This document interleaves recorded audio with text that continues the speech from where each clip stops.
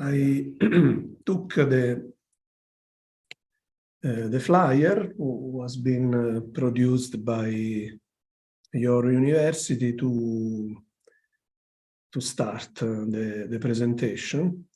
The flyer has been somewhat combined. And this image is an image of 1858, printed in Turin. And I bought it in a store of ancient things here in Rome. And immediately I added to my Gerbert's collection. Actually, the face of Gerbert is probably known, but completely uncertain. For example, you can find on the web the image of the Gerbert Pope Sylvester II from St. Paul outside the walls, where there are the mosaics of all the popes. And it is described as the image of the philosopher. Then he has beard, pointed beard, and bald head. But actually is not really related with the real figure of him. And the part of the presentation with image is almost end, because now is a series of dates and dealing with this person. Probably he was born in 1938. There are other versions, 1946 or similar dates. The last one I have found is 1930. In this way, 938, 930.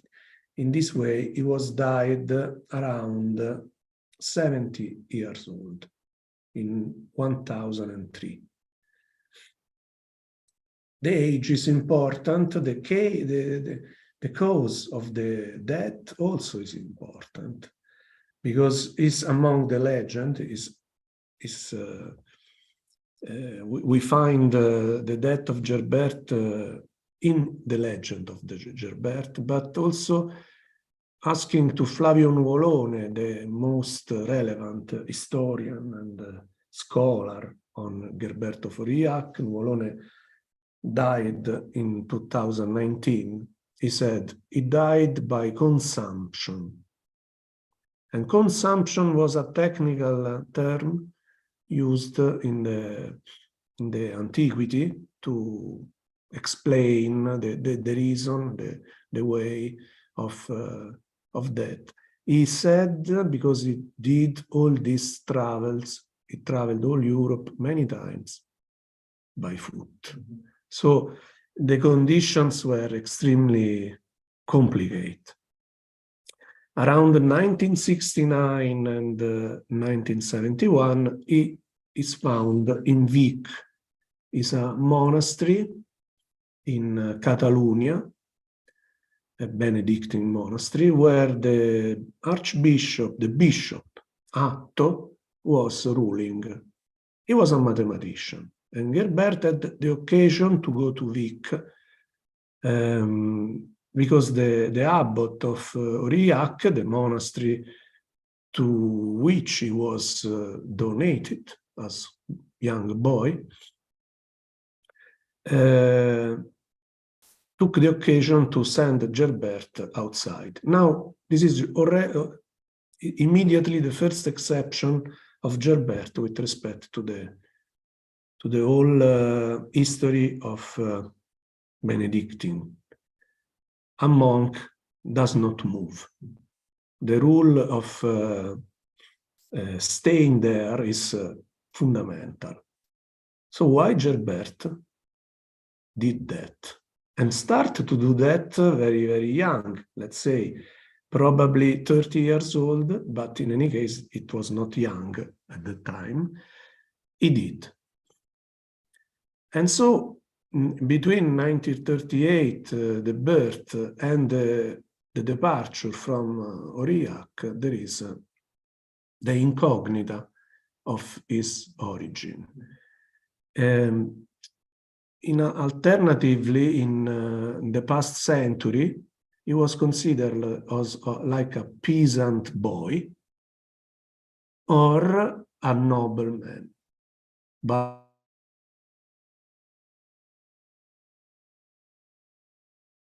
the last issue of Professor Nuvolone was the second one. He was a nobleman and probably was coming from the family of Carlat. This means that his presence in the monastery was not like the one of everyone else. Moreover, he was Gerbert, so he was the most intelligent person appeared in that place in France. For example, there is his first historian who died before him, probably, Ricerus of Reims, that describes Gerbert as a light over France, over Aquitania. So he was incredibly intelligent, and for this reason, there is the history of Gerbert and the historiography of Gerbert that can be completely different. Anyway, he left for going to Vic. In Vic, he had the occasion to study with Atto of Vic, the bishop, and there is a situation. The Arabic world was creating various problems in that time in Spain, and the diocese, the archdiocese of Tarragona, actually was inside of the Arabic, in the Arabic area. Then another archbishopry would be necessary, and the Bishop Atto had to come to Rome to meet the Pope and obtain the Pallio, the nomination to be the new metropolitan bishop. In a zone very close to this one, Suburra, over there, he was killed, the bishop. And probably Gerbert was with him, and so the presence in Rome had this tremendous tragical issue, but also the meeting with the Pope John XIII was very important, because immediately this person, Gerbert, was known as the most knowledgeable person in science and music, especially in music. John XIII wanted him in Rome, but he said, I want to improve my knowledge in rhetoric and dialectic. And there was another scholar, Gerannus of Reims, that traveled with him in Reims. Then the original monastery of Aurillac remains in the letters of Gerbert, but it never go again to stay in Aurillac. Probably he passed through, but he had to go to Reims, which is far north. Aurillac is in the center of the France, in near Clermont-Ferrand, in Auvergne. 1971, then he is in Rome. It happens that, and he traveled to Reims. And afterwards, 1980, we find Gerbert in the court of the Emperor Otto II in Pavia, with his Archbishop of Reims, Adalbero. The Archbishop of Reims was the most relevant person in the time. He was the one who was anointing the new kings in France, and so was the boss of the archbishops, of French archbishops. Was a very clever person, politically capable, and nobleman. He was belonging to a king family, actually. And he loved Gerbert from an intellectual point of view, and he helped him to realize the improvement of the school of Reims, the school of the most important head of new schools in that time.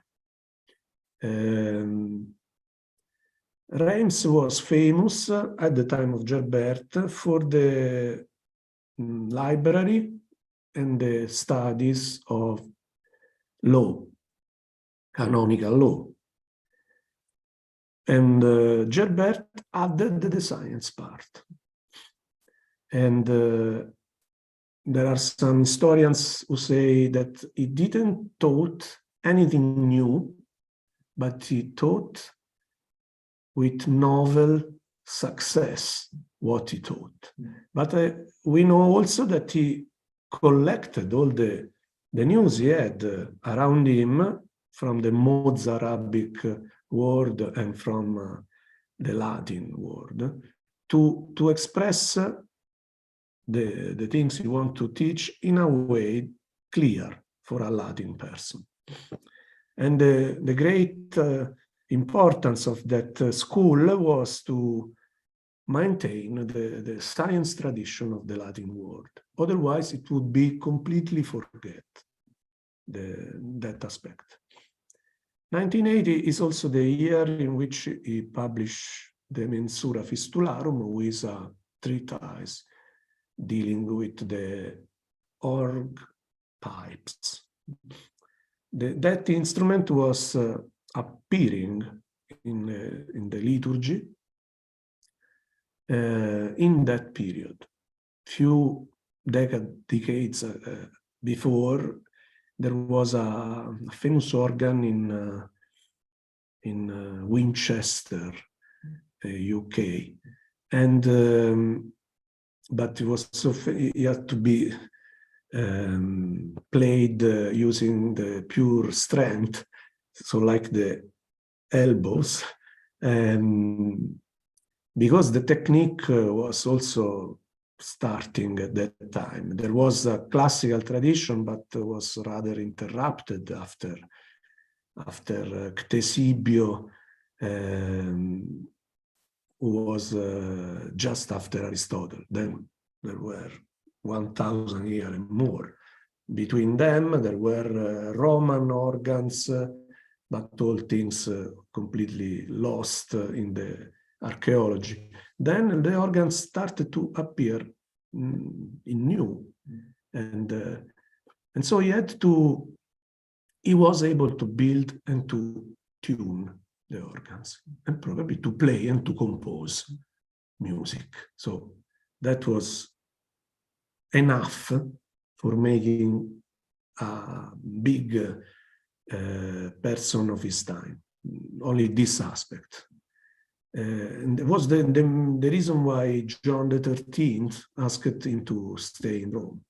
Let's imagine all the other aspects in which Gerbert was a scholar were enough to be the most relevant figure in that field. He was that in all fields. So great intelligence, and then also great number of envious people, because this is obvious. In the 1980s, also the year of the letter on the sphere. He spoke with Constantine of Fleury about an instrument, and I will speak later about that. 1983, he is appointed as abbot of Bobbio. Bobbio means the largest library in Europe at that time. The number of manuscripts was 600. Seems big, but the number of manuscripts in the library of the Caliph in Al-Andalus was 1,000 times more. And that's the reason why Gerbert wanted to know also these things. But this thing is entangled with the legend, because there is a legend about Gerbert in Al-Andalus with Arabic texts and fees, le fate, how is it? Like strega, fata. A magician in the feminine... witch. Something like that, yeah, fees. Not sure of the pronunciation, but they are... and so, well, obviously they do not exist, and I even don't know the word in English, but they are in the legend of Gerbert, and we will talk about that. The ends of Gerbert. There are many ends, really many. For example, 971, it could be killed here in the Suburra. 983, the emperor, young Otto II, dies. Then the political support for Gerbert disappears. It cannot be anymore in Bobbio because the monastery did not want him, his rules. There were several problems. But the problems were not in the side of Gerbert, or were in the side of the monastery. And Bobbio is near Piacenza, and Piacenza had an archbishop who later became Pope John XV. Another problem for Gerbert. So the second end, or the first end of his career could have been 1983.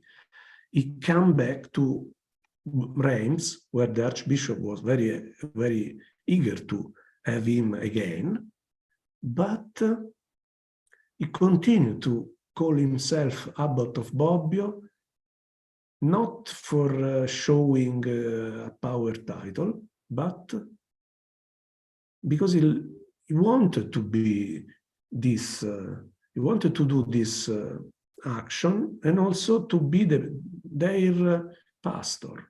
So he had this really in the center of his will. But he could not go there because otherwise they could kill. These things were done in that period, even in Rome. No reason to repeat. Second end of Gerbert is 1989, when the Archbishop Adalbero dies. He was old, and Gerbert was his right hand. Everybody would expect him as the following archbishop. Again, the humble origin never appeared in that history. It's only at the beginning it comes from nothing, from the blue, but probably from the blue blood, because okay, it's not the family of Arnulf, who was set by the king Hugh as Archbishop of Reims, because Arnulf was the family of Carolingians. So he was Capetingio, and he decided to balance the situation. So I give you the most relevant place in France, and you leave me doing the king or the duke of French. This was the fact who came out as a real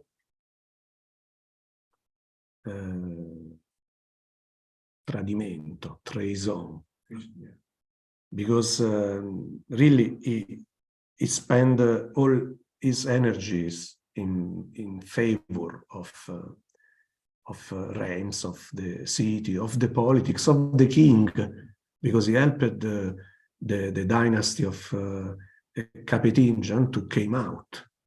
Hugh was the first, not long before. Anyway, he accepted and he became the secretary of that new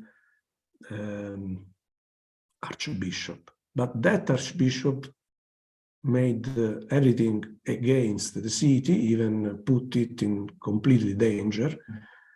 And so the Bishop of France deposed Arnulf and elected Gerbert.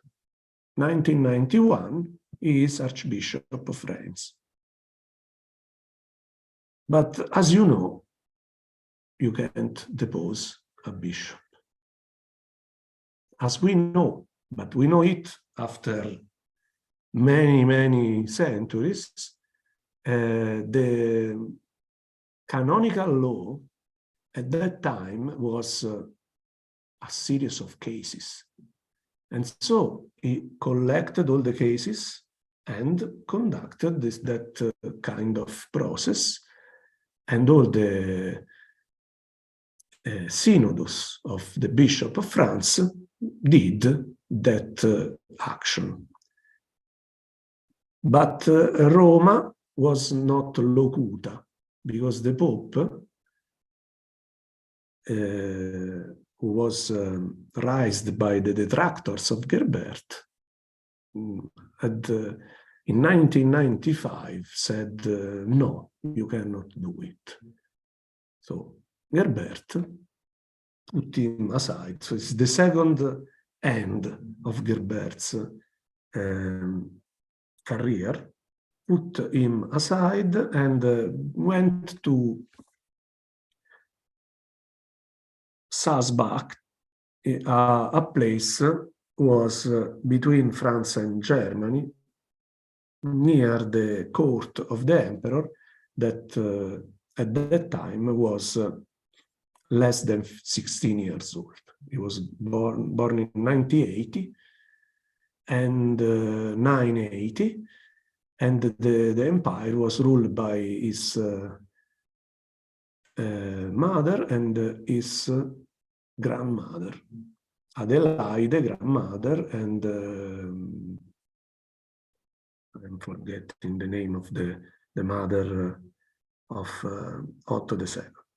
Anyway, because she died before, while Adelaide died in 1999, and he is saint, is celebrated in 16 of December.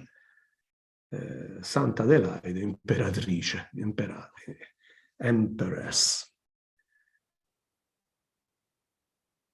In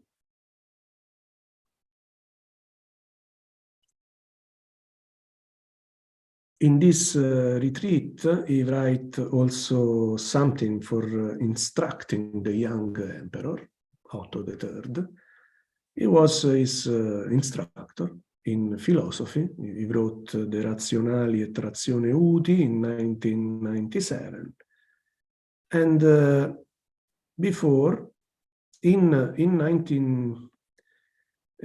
after the death of John XV in Rome, the emperor appointed his nephew, Brunone of Carinthia, who became the first German pope with the name Gregory V.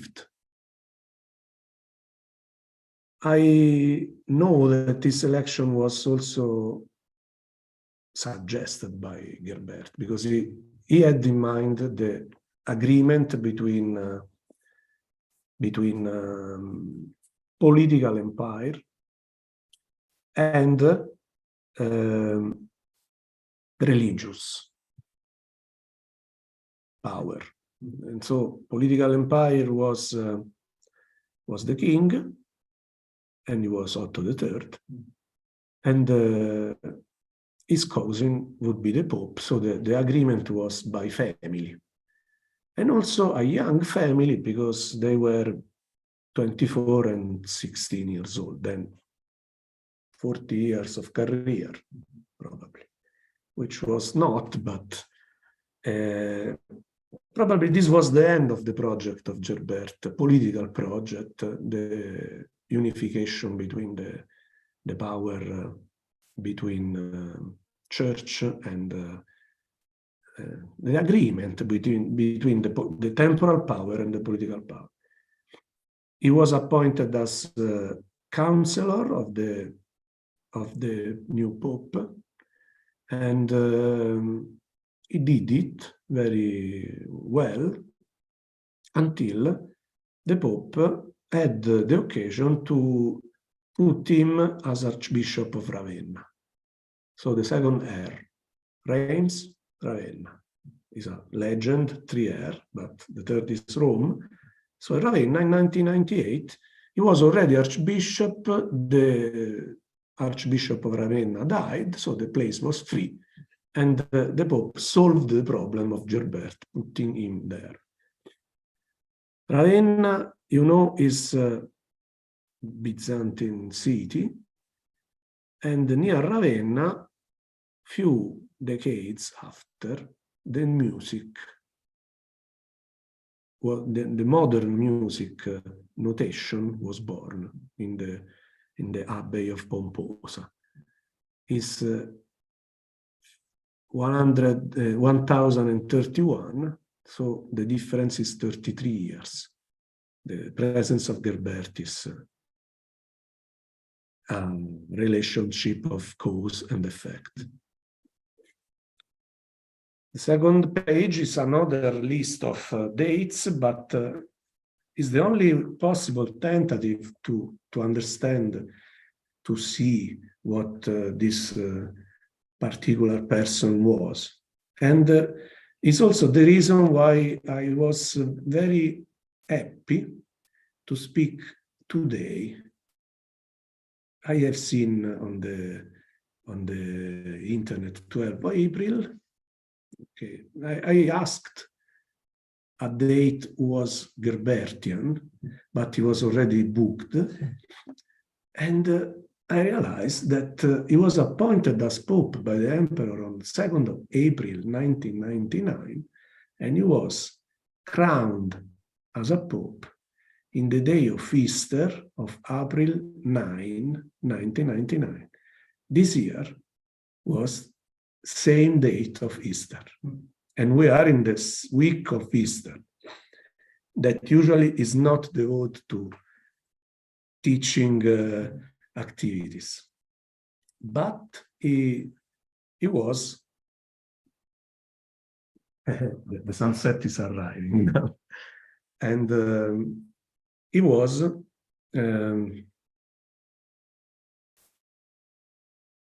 so he was crowned as Pope in the date of Easter.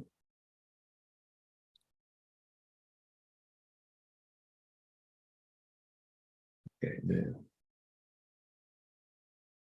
the measuring of the sun is part of my activity. Also, if I have the occasion to see a majestic sunset with all the eternal city in front of me, near the Dome of St. Peter is setting. So really interesting. And such activity was also an activity done by Gerbert. We will see later when I speak about astronomy, but indeed he observed the things, not only speak about or teach about, but he observed really the phenomena. Because by observations, it is possible to understand fully what you try to study. We nowadays have very powerful tools to do that observation, like a video, a watch which is connected with radio signals from atomic clock. At the time of Gerbert, the most advanced watch was the water watch, the water clock made by his, let's say, concurrent, but also disciple, Abbo of Fleury. In year 1000, Abbo had realized the water clock in that monastery. What was used for the water clock? To pray during the night. Until Gerbert, the prayer were ruled by a special monk who observed the stars and called the monks in the night prayers at given hours. Probably Gerbert studied this thing and noticed the place of sunset, the sun during the year. Anyway, in 1999, the date of Easter was 9 April. This year, last Sunday, Pope Francis said that 9 April is very close to the real date of Easter. That is a novelty. I don't know where the scientists aside Pope Francis, but because there are, yes, date of crucifixion, and so the resurrection is 2 days after. That's easy, but there is no real consensus on the single date of the crucifixion. But it is peculiar that in that year, 1999, Easter was exactly the same. And so we can imagine what happened in the Lateran, not in St. Peter, because Pope Sylvester was one who brought again the Lateran to the importance he has. The mother of all churches and the head of all churches. Gerbert knew that. The dates continue. January 1002, there is the death of the young emperor, Otto III. He died 22 years old. What was the cause? Probably malaria. Virus, things like that. The situation was complicated here in Rome and the surroundings because of that. The ponds were not sanitized at all. And this was really another end for Gerbert, because the emperor should have been the rock on which he was secure. But actually he was respected, because he was really like a Nobel Prize would be the Pope. No one could say anything against him. And moreover, there were people who brought to him to ask science questions as a Pope. And he answered clearly. And afterwards, the chronology continues with other figures that apparently have nothing to do with Gerbert. And these are Ademaro of Shaban, a chroniqueur who died around 1034, who was not good with Gerbert. It started to detract him in all the ways. Benno of Osnabrück as well. He was a cardinal, schismatic, under the papacy of Gregory VII. And all those persons contributed to the history brought by Wilhelm of Malmesbury, in which Gerbert is almost a magician. how could have in known all this science, in all this, having all this knowledge? Obviously, he was in commerce with the devil. He obtained the power by him. They also invented the golem, that are histories really incredible. So he built an head, and so he also is considered as the founder of informatics, because the head was saying only yes or no. So it was Boolean, and you could interview the head of everything, but knowing that he would have answered yes or no. And so the tradition is implemented in the history, that doing this series of questions, he understood that he would not die if he would not go in Jerusalem. So simple, I will not go to Jerusalem and I will not die. But in the sequence of the how they are called, the Station of the Cross, but the one in Rome that are practiced by the Americans every day in the Lent. There are 40 stations, stationary church.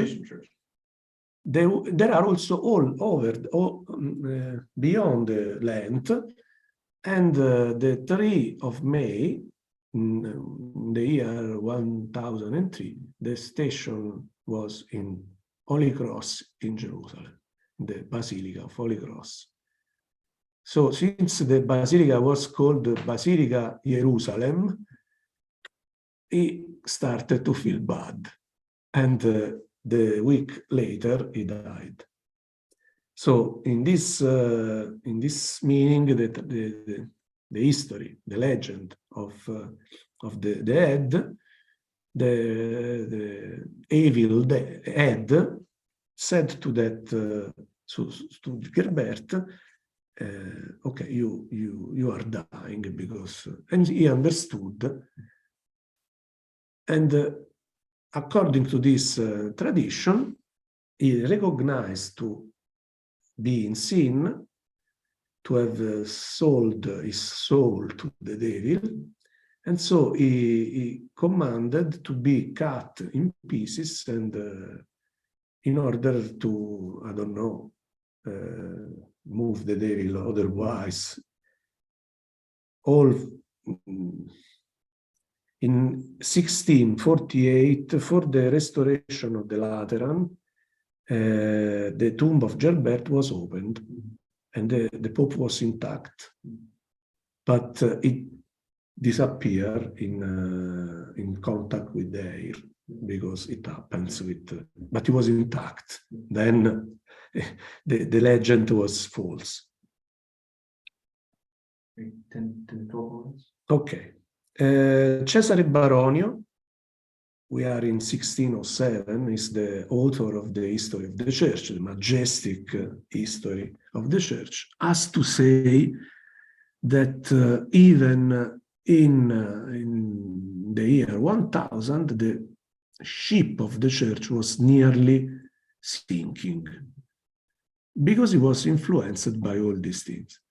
The first to say something good about Gerbert is a Dominican friar, whose name was Adam Bzovius, or Bzowski, who was a preacher here in Rome, was Polish, who wrote a new history of Gerbert, saying they are all foolish things, the previous ones. Migne collected all things, even the letters of Gerbert in his monumental Patrologia Latina. The Gerbert's work are in the volume number 90, if I am correct. But in 1899, the first work about the Opera Mathematica of Gerbert by Nikolai Bubnov appeared in Berlin. The works on Gerbert, A Scientist Continuum. There is one of Bellino Carrara, a Jesuit, that writes to Pope Pius X in 1908 about the scientific works of him. In 1917, Klaus-Jürgen Sachs demonstrate that the De Mensura Fistularum is original of Gerbert. Why I say that? Because during the period between 1899 to 1970, all the people were, the care of everyone was to demonstrate that everything was not written by him, pseudo-epigraphic. So you know how the people of academia are. The news have to be cancelled, or it is impossible that all things are made by him. And so that was the trend in the 20th century, to say nothing original, nothing real, and so on. Decodification, third series of chronology. I start from the Gerbert Symposium in Bobbio in 1983, where all the scholars were gathered in Bobbio and confronted themselves on the figure of Gerbert and science as well. The Carmen Figuratum was a Carmen written by Gerbert to Emperor Otto II, but this Carmen Figurato means that there are written that makes a figure. And the figure in this case was a circle with rays and so on. But they didn't understand until 1995 that this Carmen had a second level of cryptation. It was an American, Brockett, Clyde Brockett, who discovered that, and Flavio Nuvolone helped this thesis to grow and make roots. And so they discovered that there were the numbers, the Indo-Arabic numbers. And instead of 0, there was a triquetra, which is a symbol with 3, very famous in the art of that time, with 3 lobes.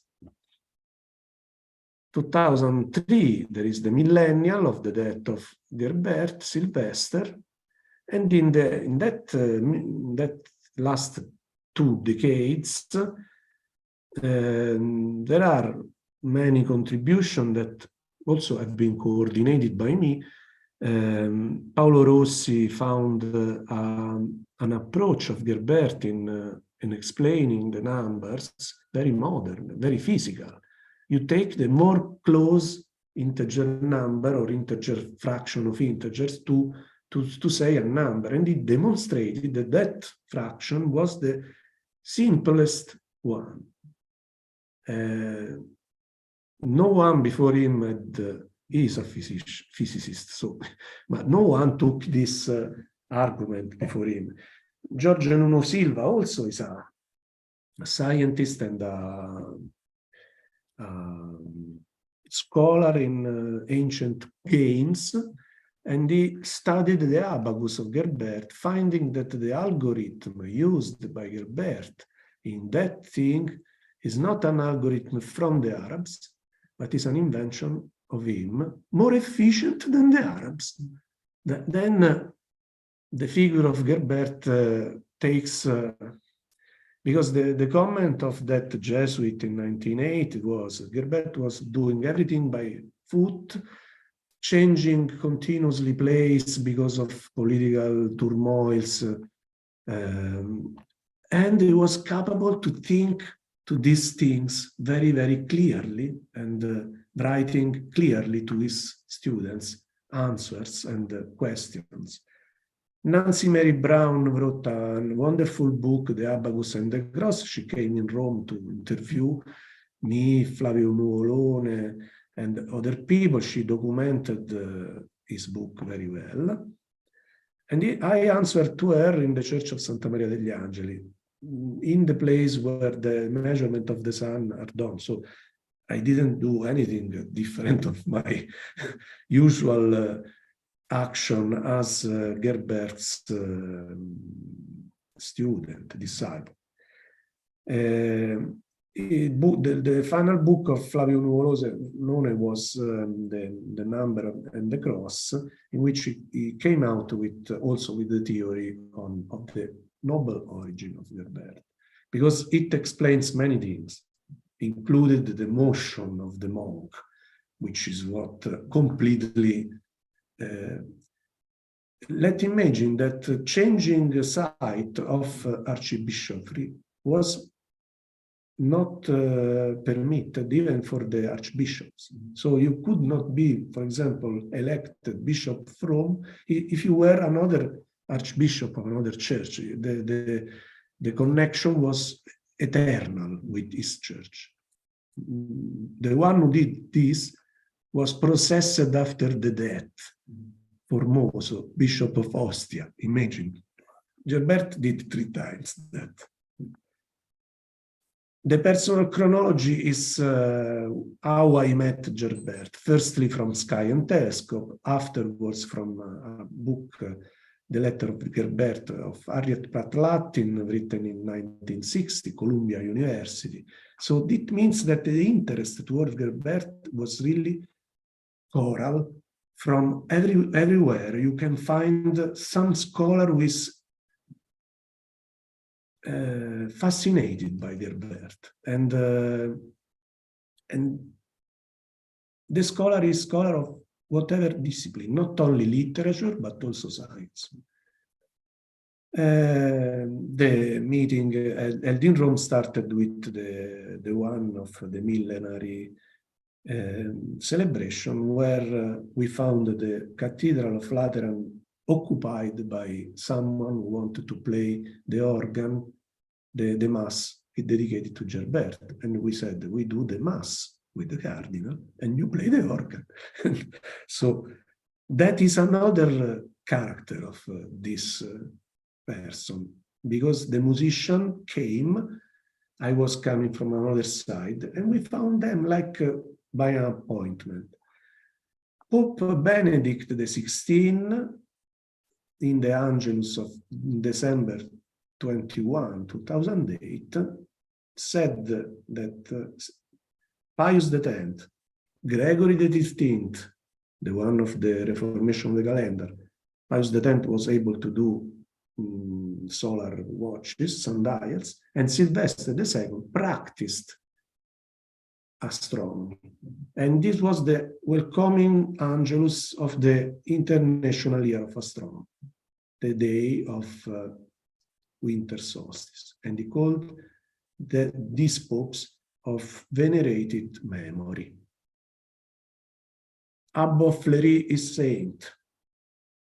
Heriberto di Colonia is saint. Adelaide is saint. All the people around Gerbert was saint. He was considered in commerce with the David. So the last 3 minutes is about the Annus Mirabilis. You know that Einstein had this Annus Mirabilis in 1905. Gerbert had this Annus Mirabilis 980, the dispute of Ravenna, in which he was better than another scholar in talking and in presenting the arguments, in particular on the dignity of physics and mathematics. The triumph of this dispute gave to him the Bobbio Abbey. The second work is on the sphere, the written to Constantino Fleury, dealing with this sphere, pointing the polar star of that time, and explaining all the places where the sun sets in the year. And third, the Mensura Fistularum, that is the first treatise on the tuning of the organ pipes, using the mathematics, which is really complicated. The Epistolarium of Gerbert, for concluding, is the largest one for a person from 10th century. So if you want to know a person and what happened in 10th century, you have this figure. It's the most relevant document for a person of that period, and includes mathematical issues. The epigraphy of Gerbert, he written several epitaph of tombs of Otto II, Otto III. There are discovery by Flavio Nuvolone in Elne, but the most nice monument of Gerbert to me is the epitaph of his tomb. It's so nice that probably he wrote it. Because it's Iste locus mundi silvestri membra sepulti. So it's music, it's metric. And from this epitaph, we took the titles of the proceeding of the Congress, Doctissima Virgo, Culmina Romulia, Orbe Novus. So it's in the style of the classics, because he used classics, and the contemporary did not. He used classics to be more capable to convince, and he was able to convince using classics in science. So a very interesting figure. And with this image, I conclude. Thank you very much. No, thank you very much, Constantino. You can face here. You could. All right, I'll turn this on. No, thank you very much, Constantino. We started a little bit late, but maybe I'll just ask one or two brief questions before we finish up. First, I was curious. So you mentioned the mathematics, the astronomy, the music. So in some ways, those line up, from what I understand, with the kind of classic mathematical studies of sort of coming out of late ancient period. Did he write anything on a more kind of physical, like physicsy, or physics or chemistry sorts of things, or was it more, in one sense, I mean, the astronomical and the musical would be the most easily, or traditionally have had the closest connection to mathematics. I was just curious, did his writings extend to anything about, something we might look at more like physics or chemistry wise, or is it mostly astronomy, music, mathematics? Well, I must say that he wrote answers in medical questions, because he was aware that the real life would need such kind of solution, and there are problems on kidney stones and of sight, ophthalmia. So in some sense, and the physics, if you want, consider like physics, the geometry, the measurement of the things. He wrote also a geometrical treatise. And besides the question on if they are original or not, but I can say that the medical things are original. And he says, I am not professional in that, but he documented himself. So he was open really to. And then the other question I had, I mean, do you know, so you mentioned the sort of the treatises, and I see the picture you showed of the sphere. Was that an actual observational device? I mean, does he talk about, did he do a lot of observations himself, or was he doing more kind of theoretical ideas about the mathematics? Well, the observations were done with the students, and the students were made able to do them by themselves. This is what Ricerus of Reims writes. He says that the Gerbert instruments and the explanation he did were able to make them free of the master and free of the book as well. So they could really recognize the constellation in the star, in the sky by themselves. So some sort of plug and play, but practice makes perfect. This was the approach in scientific domain of Gerbert, with a strong theoretical base. there are many, many things that are always under